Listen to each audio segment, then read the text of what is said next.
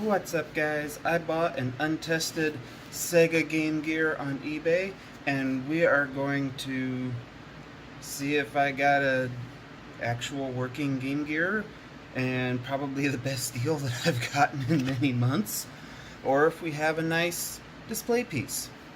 Now you might ask, why would you buy an untested Game Gear on eBay? That sounds kind of ridiculous. Well, here's the thing. I paid $35 for this Game Gear, untested, assuming it doesn't work, because if you buy untested, always assume that untested means tested not working, but I don't want to admit it so I can get more money.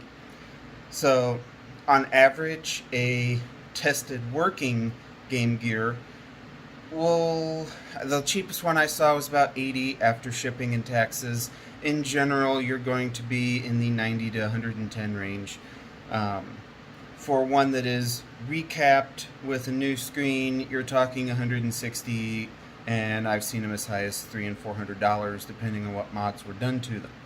So even if I buy one that's tested working, odds are it's anybody's guess how long it's going to work for, because the capacitors are known to have problems over time.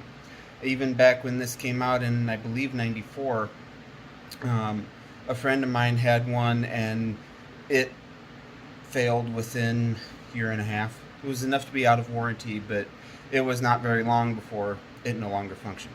So realistically, if I'm going to play a handheld, it's going to be 3DS, Vita, or PSP, and that's just consoles not named Switch.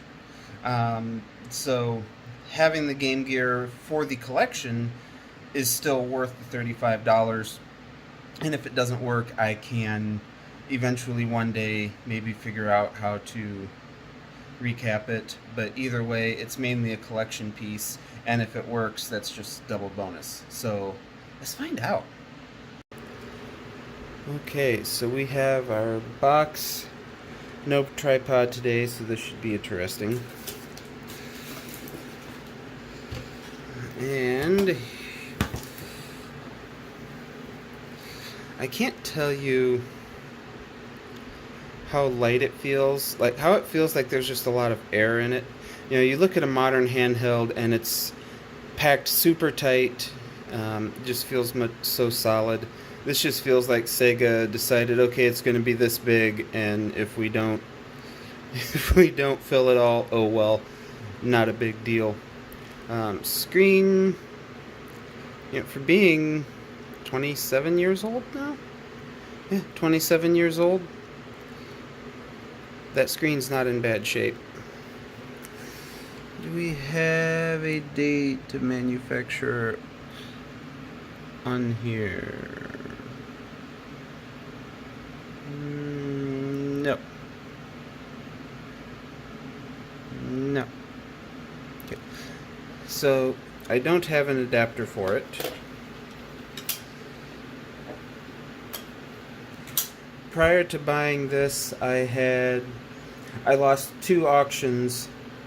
One that was tested working and one that was tested working but would need a recap.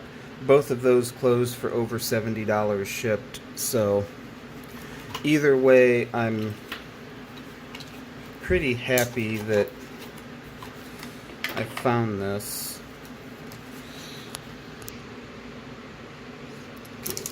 Batteries are in. Strap. Covers. And I have a Sonic the Hedgehog 2 for it. So let's see. Moment of... Wow. Dude! Oh, and the audio even works. No way. Start works. Oh, dude.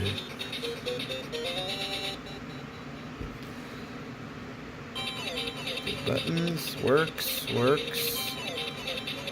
Oh my god.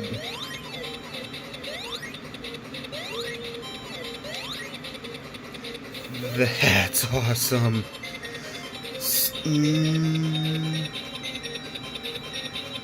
Maybe some lines on the screen. I think that's more the, no, there's a little bit of lines on the screen. Absolutely not something I'm going to complain about, though. Oh my god. That is awesome. Holy crap, that's awesome. So this just goes to show, if you're going to sell game consoles on eBay, test them first. You could literally double your money. And don't be afraid to take a chance on an untested console.